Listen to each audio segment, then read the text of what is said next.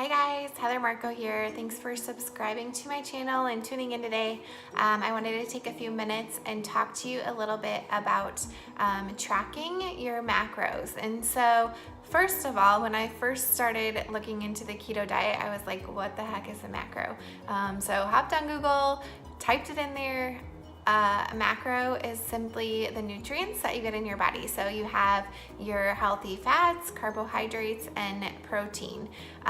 So if you're starting on a ketogenic diet, you might be wondering how you keep track of your macros, how much you should be having of each, and kind of the foods you should be eating. And so I highly recommend grabbing an app that will work for you. So if you grab a piece of paper and a pen and you try and track your macros throughout the day, it is nearly impossible or really difficult. So one of my favorite apps is the Carb Manager app. It works on iPhone. I don't think it works on Android. If you have an Android, another great one is the MyFitnessPal.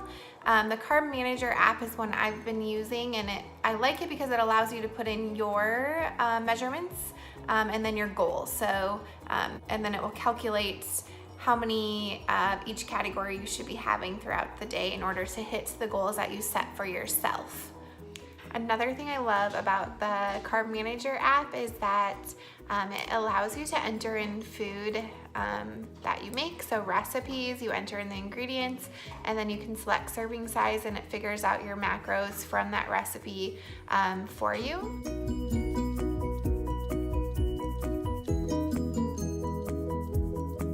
So typically, someone following a keto diet is looking to consume 70 to 75% of healthy fats, 20 to 25% of protein, and then 5 to 10% of carbohydrates. I think a huge misconception with the ketogenic diet is that you can't have any carbohydrates. That's not true.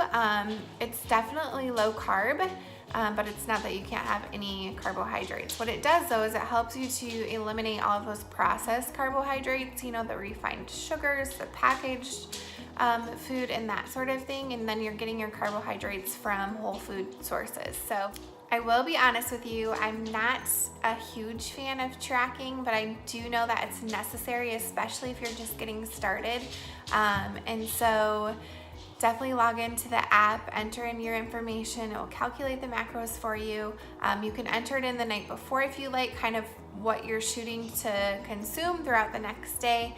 And then you can see if you're on point or off point, or kind of where you need to add and where you need to subtract. So honestly, when it all comes down to it, losing weight is a matter of, you know, the calorie you consume and then the calories that you get rid of throughout the day. If you're one that is not a fan of tracking, or you don't want to try using an app and entering in all of the food that you eat, that's okay.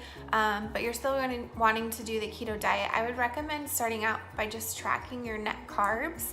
And even so now, when I'm not tracking 100%, I still try and keep track of my net carbs. So a net carb is simply the total carbohydrates minus the fiber, and if there's any sugar, alcohol in there. Will give you your net carb amount in the food that you're consuming. Another thing is, you know, like some of your leafy greens and avocados and even that sort of thing has carbohydrates in there, and that's where the Carb Manager app comes into play, because I would have a hard time figuring that out on my own. It's definitely kind of a trial and error, like with anything else. And then once you get the hang of it, you know, you can kind of drop the app, drop tracking, and then just check in every once in a while to make sure that you're still on point with your goals, and just go from there. All right, guys, if you have questions, like I said, I'm not an expert, but I'm just kind of sharing my experience and what I've learned so far on this journey, and I will help you if I can. So just drop your comments below. Make sure you hit subscribe, and thanks for tuning in. Bye.